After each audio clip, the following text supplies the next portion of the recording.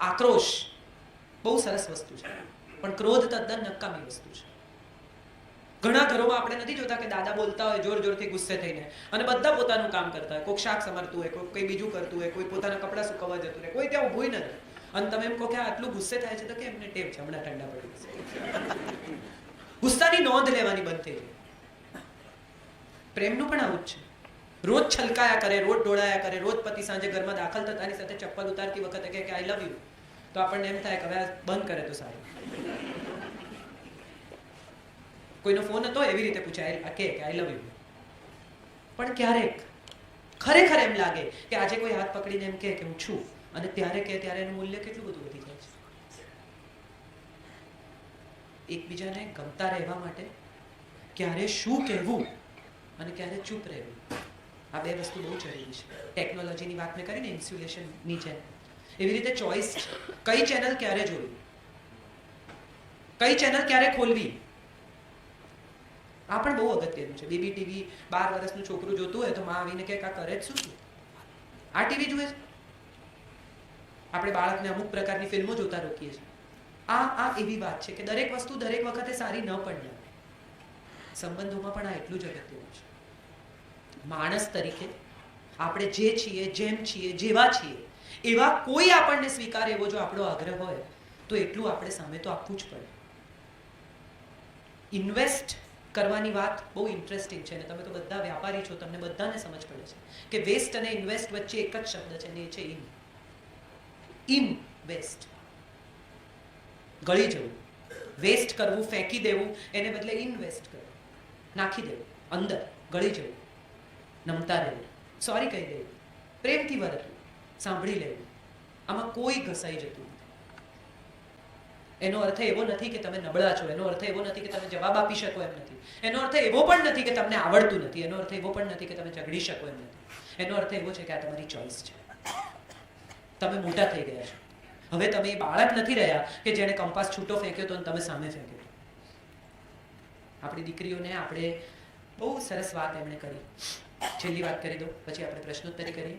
આપણી દીકરીઓને આપણે બહેના મુझे कुछ है कहना, બહુ સરસ વાત છે, પણ પ્રી મેરેજ કાઉન્સેલિંગમાં ફક્ત દીકરીઓ જ કેમ, દીકરાઓ કેમ નહીં? કેમ આપણા દીકરાને આપણે એવું શીખવવા તૈયાર નથી કે બેટા તારી પત્ની કામ કરતી હોય અને ક્યારેક જો મોડી આવે તો એક કપ ચા બનાવજે, એમાં પુણ્ય છે. કેમ આપણે આપણા દીકરાને એવું નથી શીખવતા કે બેટા કોઈક દિવસ તારી પત્નીની આંખમાં આંસુ આવે તો એને પૂછજે કે તને શું થાય છે, તને તારું પિયર યાદ આવે છે, તને કઈ તકલીફ થાય છે, તને કોઈએ કંઈ કહ્યું? કેમ આપણે આપણા દીકરાને એવું નથી શીખવતા કે એની પત્નીને એટલો જ સ્નેહ અને સન્માન કરે જેટલો એની માને કરે છે? હું માનું છું આ એક એવી જગ્યાએ આપણે આવીને ઊભા છીએ કે પરસ્પરનો સ્નેહ, એકબીજાને ગમતા રહે. કોઈ એક વ્યક્તિ બીજી વ્યક્તિને ગમતી હોય તો બીજી વ્યક્તિ પણ એને ગમવી જોઈએ. કેટલી બધી મમ્મીઓને હું જોઉં છું ત્યારે એમ કે મારા જમાઈનો સ્વભાવ બહુ સરસ છે, મારી દીકરી જોબ કરે છે એટલે વહેલી ઘરે ના આવી હોય ને તો મારા જમાઈ શાક સમારી રાખે, અમુક પ્રકારનું કામ કરી રાખે, અને મારી બહુ જુઓ 7 વાગે આવે ને પછી રસોઈ શરૂ કરે. મારો દીકરો બિચારો 8:30 જમે, 5 વાગ્યાનો આવ્યો. થોડું મોડું પણ સમજાય. કેમ આવા બે સ્ટેન્ડર્ડ્સ છે આપણા ઘરોમાં? કેમ એવું છે કે મારું અને પાંડવોનું, મામકાહ અને પાંડવા આવા જુદા છે? પુત્ર કરતા જે વધુ છે એ પુત્ર વધુ છે, જે કુળને વધારે છે તે કુળ વધુ છે. આવું કેમ આપણે નથી વિચારી શકતા? જે આપણને ટોકે છે એ આપણા પતિની માં છે, ભલે આપણી નથી. એવો વિચાર કેમ નથી આવતો? હું માનું છું આ બહુ સાદા જિંદગીના નિયમો છે જેને આપણે બહુ સાદી રીતે સમજવા જોઈએ. આ રોજિંદી જિંદગી છે, અને રોજિંદી જિંદગીને કોમ્પ્લેક્સ બનાવ્યા વિના એકતા કપૂરની સિરિયલ્સ જે શીખવે છે એમાં કાંઈ કામનું નથી. આ જગતમાં એવી કોઈ સ્ત્રી નથી જે બીજી સ્ત્રીની દુશ્મન. હું અમદાવાદમાં રહું છું ને મેં રાયટ્સના સમયમાં જોયું છે કે હિન્દુ મુસ્લિમ પુરુષો બહાર લડતા હોય અને પાછલા બારણે સ્ત્રીઓ દૂધ, શાકભાજી, ખાંડ એક્સચેન્જ કરતી. કંઈ લેવા દેવા નથી એમને આ લડાઈઓ સાથે, આ યુદ્ધ સાથે, આ લોહી રેડા એની સાથે. સ્ત્રીઓ કદી યુદ્ધમાં ઉતરી નથી. સ્ત્રીઓના ખભે યુદ્ધનો ભાર મૂકવામાં આવ્યો છે. દ્રૌપદીને કહેવામાં આવ્યું છે તારે લીધે મહાભારત થયું. એ રમીતી જુગાર. એણે તો પ્રશ્ન પૂછ્યો કે પહેલા મને હાર્યા કે એમને હાર્યા. સીતાને કહ્યું કે તારે લીધે રામાયણ થયું, તે માંગી કાંચળી સુવર્ણ મૃગની. ના પાડવી જોઈએ, શું કામ ગયા? નહીં લાવું એવું કહ્યું હોત તો? સવાલ એ નથી. સવાલ એ છે કે એના ખભે આ યુદ્ધનો ભાર મૂકવામાં. સ્ત્રીના ખભા નાજુક છે, વાત સાચી, પણ એના નાજુક ખભા ઉપર આખી સંસ્કૃતિનું વહન થાય છે. જનરેશન ટુ જનરેશન સ્ત્રી લઈ જાય છે. અને હું માનું છું કે ગુજરાતની સ્ત્રીઓ સેફ છે એવું લોકો જ્યારે કહે છે, બીજા સ્ટેટમાં જઈએ, બિહાર, યુપી, અને આપણને સમજાય કે કેટલી બધી સેફ છે ગુજરાતની સ્ત્રીઓ, ત્યારે એનું કારણ ગુજરાતની સ્ત્રી નથી, એનું કારણ ગુજરાતની પોલીસ નથી, એનું કારણ ગુજરાતના પુરુષો છે. એને એવું શીખવવામાં આવે છે કે તારી બહેન, તારી માં જેટલી અગત્યની છે એટલી જ દરેક સ્ત્રી અગત્યની છે. અને આપણા ઘરોમાં, આપણા સંસ્કારોમાં સિંચન થાય છે. એ સંસ્કારો હાલરડામાં માએ શીખવે છે. હું ફરી એકવાર ત્યાં જ પાછી આવું છું કે માણસે જો માણસને ગમવું હોય તો સૌથી પહેલી જરૂરિયાત એ છે કે પોતાની જાતને ગમે. મારી પાસે ગ્લાસમાં, બોટલમાં પાણી હશે તો હું તમને પાણી આપીશ. મારી પાસે કાદવવાળું પાણી હશે તો હું તમને કાદવવાળું પાણી આપીશ. મારી પાસે જે હશે તે હું શેર કરીશ. હું ભીતરથી જ ભરેલી છું નેગેટિવિટીથી, તમને શું આપીશ? મારી અંદર જ એટલો બધો કાદવ છે કે હું જ્યારે બોલીશ, મોઢું ખોલીશ ત્યારે હું ફક્ત કાદવ જ ઓકીશ. મારી અંદર જ એટલી બધી ગરમી છે કે હું મોઢું ખોલીશ તેમાંથી આગ જ નીકળશે. પણ મારી અંદર શાંતિ છે, મારી અંદર સુખ છે, મારી અંદર ચેન છે, મારી અંદર બીજાને આપવા માટે કશુંક છે, તો હું આપી શકીશ. સમસ્યાઓ કોને નથી? હું કોઈ સમસ્યામાંથી પસાર જ નથી થઈને આવી બધી ડાયડાઈ વાતો કરું છું એવું નથી. પણ હું એવું શીખી છું કે મારી દરેક સમસ્યાએ મને થોડી વધારે મજબૂત કરી છે. મારી દરેક સમસ્યાએ મને એવું શીખવ્યું છે કે સમસ્યાની સામે કેવી રીતે ઊભા રહેવાનું અને બીજા જ્યારે એ સમસ્યામાં આવે ત્યારે એની શું મદદ કરવાની.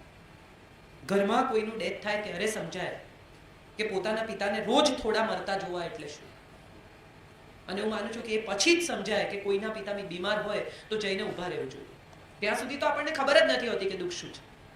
એટલે દુઃખની ફરિયાદ કરવાને બદલે દુઃખમાંથી આપણે લેસન લઈએ અને બીજાના દુઃખમાં જઈને ઊભા રહીએ કે કમસે કમ મારી પાસે કોઈ નહોતું પણ તારી સાથે હું છું. અને વિચારી જુઓ કે જો દરેક માણસ પોતાના ઘરનું આંગણું ચોખ્ખું કરશે તો શહેર જ ઓટોમેટિક ચોખ્ખું થઈ જશે. આમાં બહુ લાંબી દુનિયા બદલવાની જરૂરત જ નથી. રોજ સવારે ઉઠીને ઝાડુ લઈને તમારા સોસાયટી નહીં વાળો તો ચાલશે, તમે તમારું આંગણું ચોખ્ખું કરો, બાજુવાળા એનું કરે, બીજા એનું કરે, તો ઓટોમેટિક શહેર ચોખ્ખું થઈ ગયું. કોઈએ કંઈ કરવાની જરૂરત જ નથી. દરેક માણસ પ્લાસ્ટિક નહીં ફેંકે તો ગ્લોબલ વોર્મિંગ ઓટોમેટિક અટકી જશે.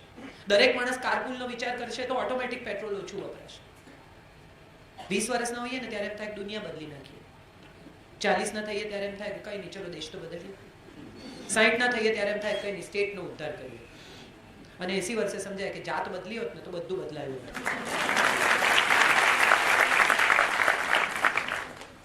સો એટલું કરીએ કે આજે એટલું નક્કી કરીએ કે આ 1 કલાક પછી ફક્ત તાળીઓ પાડવાને બદલે એવો નિયમ લઈએ કે કોઈને દુઃખ થાય એવું નહીં બોલું.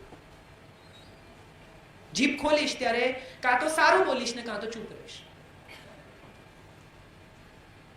બીજી નાનકડી વસ્તુ કે જેને જેને સોરી કહેવું છે, જેને જેને થેન્ક યુ કહેવું છે, જેને જેને કહેવું છે કે તમે મને બહુ ગમતા હતા, હું તમને ચાહું છું, એને કહી દઈએ. આપણે બધા માતા પિતાના મૃત્યુ પછી તકતી મુકાવીએ છીએ, પણ માતા પિતા જીવતા હોય ત્યારે એની બાજુમાં બેસીને એની પાસે 10 મિનિટ આપણી પાસે નથી કે વાત કરીએ. જ્યારે પૈસા કમાઈએ છીએ એ તકતી મુકાવવા માટે. દરેક માણસ જિંદગીના પહેલા 50 વર્ષ શરીર ઘસીને પૈસા કમાય છે અને પછી એ કમાયેલા પૈસા પેલું ઘસાયેલું શરીર રિપેર કરવામાં વાપરી નાખે છે. મારો એક બિલ્ડર મિત્ર છે, મને રોજ કહે મારે 100 કરોડ રૂપિયા જોઈએ છે, મારે 100 કરોડ રૂપિયા જોઈએ છે. એટલે એક દિવસ મેં પૂછ્યું ચાલ હિસાબ કર્યો, શેને માટે જોઈએ છે? એટલે એમ કે મારા વાઈફને દુનિયા બતાવી છે, 5 કરોડ રૂપિયા. પછી કે છોકરાઓને બેસ્ટ એજ્યુકેશન, 5 કરોડ બીજા. પછી ઉત્તમ ઘર બાંધ્યું છે, 5 કરોડ ત્રીજા. પછી એટલે સહેજ અટક્યું. મારા ગડપડ મેં કીધું હા 5 કરોડ ચોથા. પછી મમ્મી પપ્પા 5 કરોડ પાંચમા. પછી 25 એની પાસે આજે પણ છે.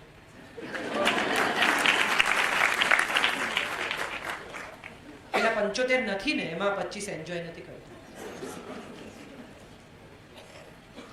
મને બહુ આનંદ થયો જયાબેનની વાત સાંભળી. પૈસા કમાવા ને એ એટલું અઘરું નથી. ડાઉટ પણ તમારે છે. પૈસા ક્યાંક ખર્ચવાના એ બહુ અઘરું છે. પૈસા ક્યાંથી આવે છે એ સમજવાનું બહુ અઘરું નથી, પણ પૈસા ક્યાં જાય છે ને એના પર ધ્યાન રાખવું બહુ જરૂરી છે. અને એ આ ફેમિલી અહીંયા કરી રહ્યું છે, તમે બધા કરી રહ્યા છો. મને બહુ આનંદ છે કે હું આજે આવા પ્રસંગે આવા લોકોની વચ્ચે છું કે જે દરેક માણસ અહીંયા ઝઘડું છે. દરેકના હૃદયમાં ક્યાંક ઝઘડું છે. દરેકને સમાજ માટે, દેશ માટે, ધર્મ માટે કંઈ કરવું છે. બહુ બહુ રેર ઓડિયન્સ આવું હોય છે કે જ્યાં દરેક માણસ સાથે તમને કમ્યુનિકેટ કરવાનું ગમે, મન થાય. બહુ આનંદ થયો આ જગ્યાએ આવીને અને સુમતિની પ્રવૃત્તિઓ જાણીને.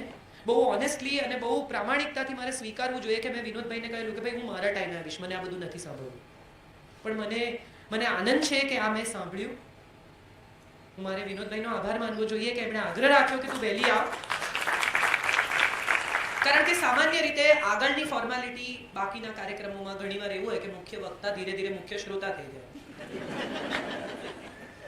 ફલાણા ભાઈ ઢીકણાનું અભિવાદન કરશે ને ફલાણા આને પિન પહેરાવશે ને આને ટાઈ પહેરાવશે ને આને મોમેન્ટો આપશે, અને બધા સમય દરમિયાન આપણે અહીંયા બેસીને ઓડિયન્સ ગણ્યા કરવાની 1 2 3 4 5 6 7 8 પહેલા 2 કલાક એમાં જાય. એટલે હું જનરલી આવું વર્તન કરતી હોઉં છું કે ભાઈ હું મારા સમય આવીશ, મને વહેલી બોલાવશો નહીં. પણ મને બહુ આનંદ છે ને હું વિનોદભાઈની હૃદયપૂર્વક આભારી છું કે આવી સંસ્થા અને આવો પરિચય મને આજે થયો. હું ક્યાંય પણ કોઈ પણ રીતે કામ આવી શકું, કોઈ પણ વર્કશોપમાં, કોઈ પણ રીતે, તો પ્લીઝ મને યાદ કરજો. મને બહુ આનંદ થશે.